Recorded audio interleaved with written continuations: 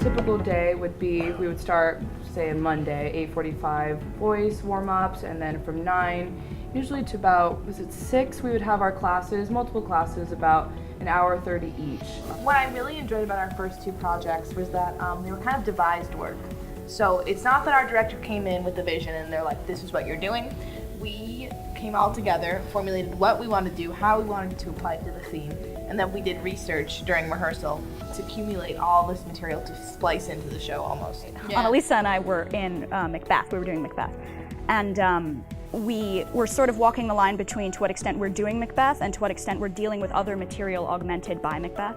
I think the second of the 2 projects was far more other material augmented by Shakespeare. And it also just felt free in a sense that you got to have your own space. They weren't super strict, so it was sort of a home, which is why I felt like I got to be an adult for a while. The tutorials, you get individual support all the way through. There is much more focus.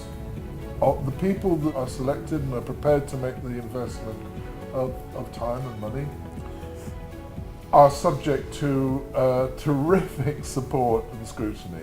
That's the whole idea.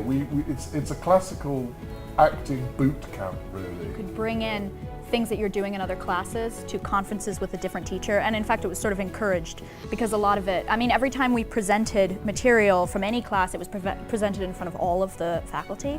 So you would get criticism from other teachers on work that, you know, wasn't being done in their class, and so you were constantly being aware of how to integrate, as opposed to then having to go off and do that, you know, later on your own time. I think prior to RADA, acting, it was a very sort of surface level thing. I would put on things I thought the scene had to be, like the sense of it or the emotions and emoting it, and then having experienced RADA, realizing that that's not as important at all. You know, it's really about just bringing yourself to it and knowing that that's enough, and allowing yourself to connect with the other person and having fun with the script and whatever it is, and then sharing that with the audience. Fully experiencing that through the technique and classes I took at RADA, it finally clicked for me.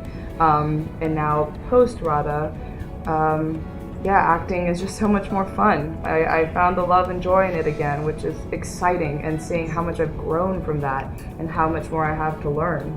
Really just made it easier on myself by going through something so intense and having that foundation, and now trusting it to just embrace and do it.